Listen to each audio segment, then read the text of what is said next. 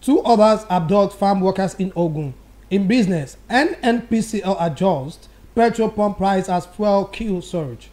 On the foreign scene, German police arrest 7 IS terrorist groups financiers.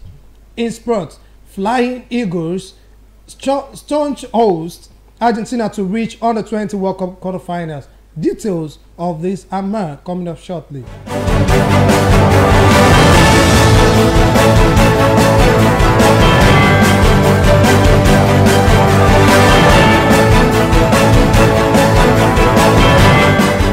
Welcome back. Now the news in details. I beg your pardon.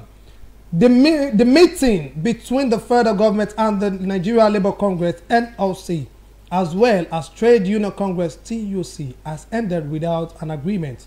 The meeting was intended to reach an agreement with organized labor after President Bola Tinubu's announcement that petrol subsidy would cease to be in place by the end of June.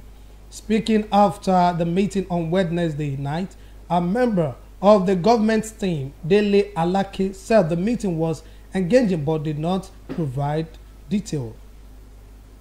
However, President of NLC, Joe Ajayi, and his counterpart in TUC, Festus Osifo, said no consensus was reached at the meeting. The organized labor said the meeting would reconvene after they have met with their members at the date yet to be fixed. President Bola Tinubu has met with the chairman of the Economic and Financial Crimes Commission (EFCC), Abdul Rashid Bawa, and the Chief Executive Officer of the Nigerian National Petroleum Company Limited (NNPCL), Mele Kyari. This comes amid the resurgence of petrol scarcity across the country, which followed President Tinubu's declaration in his inaugural speech Monday that fuel subsidy is gone.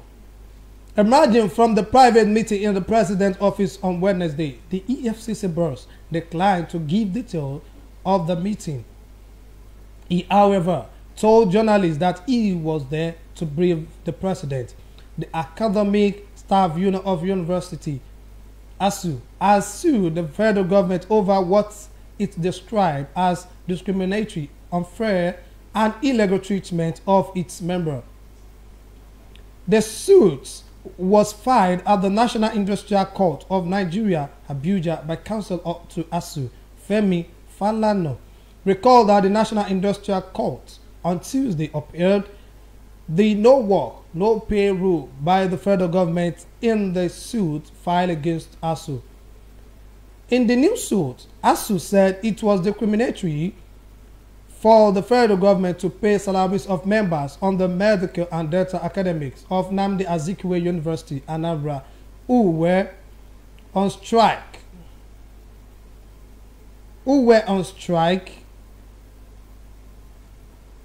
Oh, I beg your pardon. In the suit, ASU said it was discriminatory for the federal government to pay salaries of the member of the medical and dental academics of Nnamdi Azikiwe, Anambra, who were on strike from February to October 2022. The academic union added that the federal government equally paid salaries to members of the National Association of Resident Doctors, NAD, who were on strike from September to October 2021. Gunmen suspected to be kidnappers have killed 2 persons, including Associate Corps Area Commander Saeed Ogunride.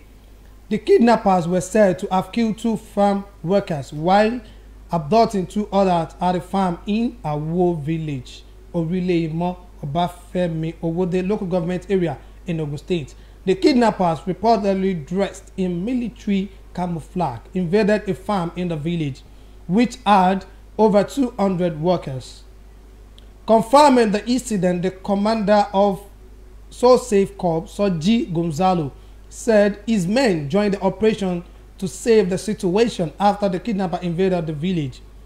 Gonzalo explained the Ogunride was hit by a bullet, while his team and men of the police engaged the kidnappers in a gunfight around Shagamu interchange.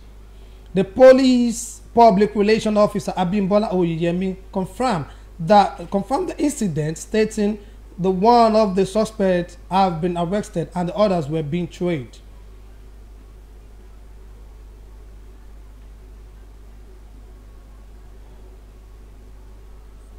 Beg pardon.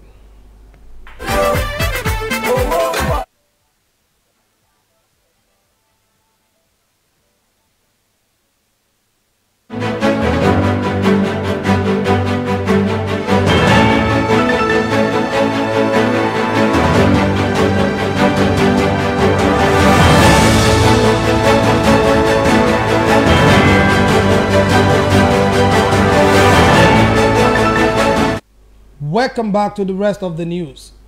Now in business. In business news, the Nigerian National Petrol Company Limited (NNPCL) has confirmed that the hike in the pump price of premium motor spirit, also known as petrol.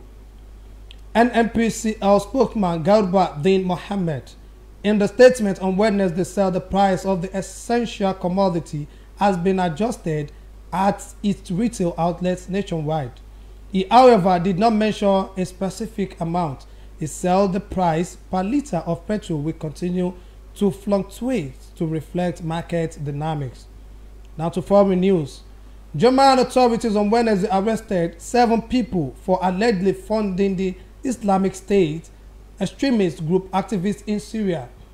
The suspects, who were from Germany, Turkey, Morocco, and Kosovo, were arrested in 5 German states. The suspects, 4 women and 3 men, have been accused of supporting the foreign terrorist organization and, in some cases, of violating export laws. Now in sports. In the exciting world of sport, the Flying Eagles of Nigeria have qualified for the quarterfinal of the ongoing FIFA Under-20 World Cup. The coach, Ladan Boso, tutored side beat host and favourites Argentina 2-0 in the round of 16 match played on Wednesday night. Ibrahim Mohammed broke the deadlock in the 71st minute. Aliru Lawal sealed the victory for the Nigerian lads when he headed home from close range in added time. Under-20 Waffle B Falconets overcome Benin Reps, set up final with Ghana. Nigerian Falconets on Wednesday defeated Benin Republic 3-0 to reach the final of the maiden Under-20 Waffle B tournament in Ghana. A brace from Esther Oyaneze and solitary strike from Amina Bello saw the Falconets record their 4th straight win of the tournament. The Falconets will now face host Ghana in the final to determine the winner of the inaugural tournament. Bello opened the scoring in the 23rd minute before Oyaneze made it 2-0 on 24 minutes from the penalty spot. In the 62nd minute, Oyaneze bagged a second goal to make it 3-0 in favor of the Falconets. In the first semi-final on Wednesday, Ghana came from a goal down to beat Burkina Faso 3-1. To end the world news, a quick recap of the major stories. Federal government, Labour meeting on petrol subsidy removal ends in deadlock. President Tinubu meets with EFCC Chairman Bawa and NPCL boss. Kidnappers kill Soul Save officer. 2 others abduct farm workers in Ogun. In business, NNPCL adjusts petrol pump price as fuel queue surge. On the foreign scene, German police arrest 7 IS terrorist group financiers. In sport, Flying Eagles turn host Argentina to reach Under-20 World Cup quarterfinal. The world's news was edited and produced by Abidat Tawhid and Oluwafesayomi Ajibola, and I am Ibrahim ONIGBINDE. Thank you for listening.